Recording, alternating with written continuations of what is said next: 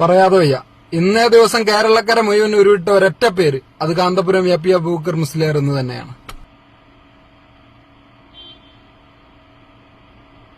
തന്റെ ജീവനും സ്വത്തിനും ഭീഷണിയായ തലാൽ എന്ന മൊയ്ക്കുടിയന്റെ ക്രൂരതയ്ക്ക് മുമ്പിൽ ചെറുത്തുനിൽപ്പിനിടെ നിമിഷപ്രിയ എന്ന സഹോദരിക്ക് പറ്റിയ ഒരു കയ്യബദ്ധം, അത് മറക്കാൻ ചെയ്ത ബുദ്ധിമോശം. അവളെ തൂക്കുമരത്തിലെത്തിച്ചപ്പോൾ വർഷങ്ങളായി അവളുടെ മോചനത്തിനായി ഭർത്താവും അമ്മയും മുട്ടാത്ത വാതിലുകളില്ല. നിമിഷപ്രിയ വിഷയത്തിൽ പരിമിതികളുണ്ട്, കൂടുതലൊന്നും ചെയ്യാനാവില്ല എന്ന് വിദേശകാര്യമന്ത്രി പോലും ശരിവെച്ചപ്പോ കേരള സർക്കാരും കേന്ദ്ര സർക്കാരും തോറ്റെടുത്ത് രാജ്യത്തിന്റെ ഭരണാധികാര പട്ടങ്ങളൊന്നുമില്ലാത്ത 140 കോടി ഇന്ത്യൻ പൌരന്മാരിൽ ഒരു പൌരനെ മധ്യസ്ഥത വഹിക്കാൻ വേണ്ടി വന്നത് ഒരു ഫോൺ കോൾ ആണെങ്കിൽ, ആ സഹോദരിക്ക് നാളെയുടെ സൂര്യോദയം കാണാൻ ബാക്കി വെക്കാത്ത വധശിക്ഷ നീട്ടിവെക്കാൻ മണിക്കൂറുകളാണ് അയാൾക്ക് വേണ്ടി വന്നതെങ്കിൽ ഇന്ത്യൻ ജനത അയാൾ അംഗീകരിച്ചേ മതിയാവൂ.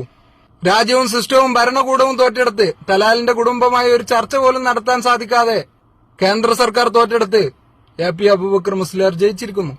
തീർച്ചയായും മലയാളികൾ എന്ന രീതിയിൽ ജനൻ ടി.വി. ഒഴികെയുള്ള കേരളക്കരയ്ക്ക് അഭിമാനിക്കാവുന്നതാണ്. അബൂബക്കർ മുസ്ലിയാർ എന്ന മനുഷ്യനോട് മതപരമായോ സംഘടനാപരമായോ വിദ്വേഷം കാത്തുസൂക്ഷിക്കുന്നവർക്ക് മാനുഷിക മൂല്യങ്ങൾക്ക് വില കൽപ്പിക്കുന്ന ഒരു മനുഷ്യ ഹൃദയമുണ്ടെങ്കിൽ ഇന്നേ ദിവസം അത് മാറ്റിവെച്ച് ഇനിയും ഇത്തരം പുണ്യപ്രവൃത്തികൾ ചെയ്യാൻ അദ്ദേഹത്തിന്റെ ദീർഘായുസിനു വേണ്ടി പ്രാർത്ഥിച്ചേ മതിയാവൂ. ആ സഹോദരിയുടെ വിധി എന്താണെന്ന് സൃഷ്ടാവിന്റെ കയ്യിൽ തന്നെയാണ്. എന്നാലും മതജാതി ഭേദമന്യേ ഒരു ജീവന് വേണ്ടി സംസാരിക്കാൻ കാണിച്ച ആ മനസ്സുണ്ടല്ലോ, അതിന് രാജ്യം നിങ്ങളോട് കടപ്പെട്ടിരിക്കുന്നു.